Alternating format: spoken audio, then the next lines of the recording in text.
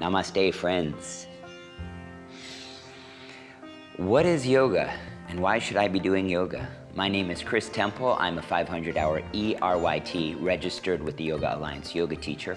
I've been teaching yoga in New York City for over 7 years. In this video, I hope to give you a taste of what yoga is and how it can really make a difference in your life. But first, I'd like you to come to a seat. So when we sit in yoga, often at the beginning or end of class, we usually or often are sitting with our legs crossed. This pose is actually called Sukhasana, which means easy seat, but for most people, if you're not used to sitting this way, it's anything but easy.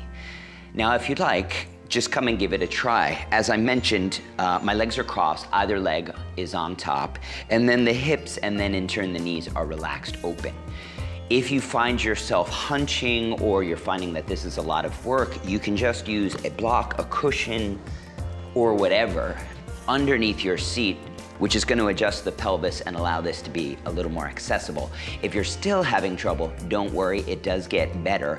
But for now, if you want to sit on a couch or a chair, that's totally fine. Whatever we choose, we want the idea to be that we're sitting with an upright posture, which calls us to attention and focus.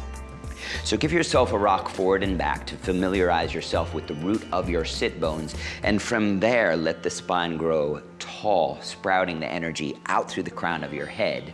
Let your shoulders relax.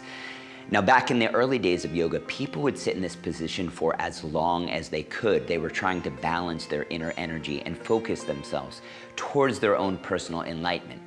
They didn't last very long because this is hard and their bodies lack the strength, openness, and balance to remain.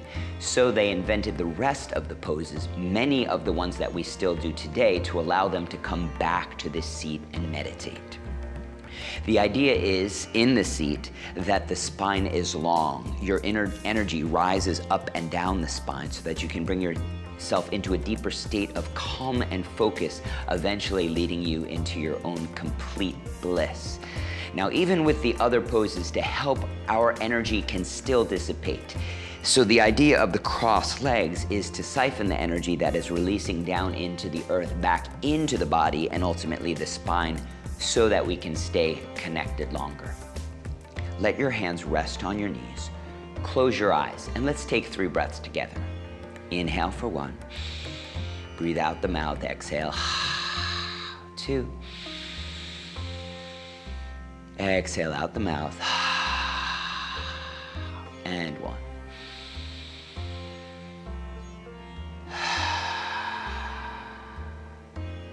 Slowly open your eyes.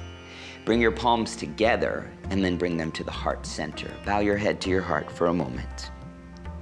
And then aligning the gaze, bring the thumbs to the third eye. And then let's bow to one another, saying the words Namaste. Now, as I mentioned, this can be a very difficult pose for people, so try it out maybe 3 to 5 minutes a day, relaxing, finding the breath. It's simply a muscle that you need to develop. And then when you are able to sit here for a bit of time and breathe, you'll be on the way to finding your own inner balance. Namaste.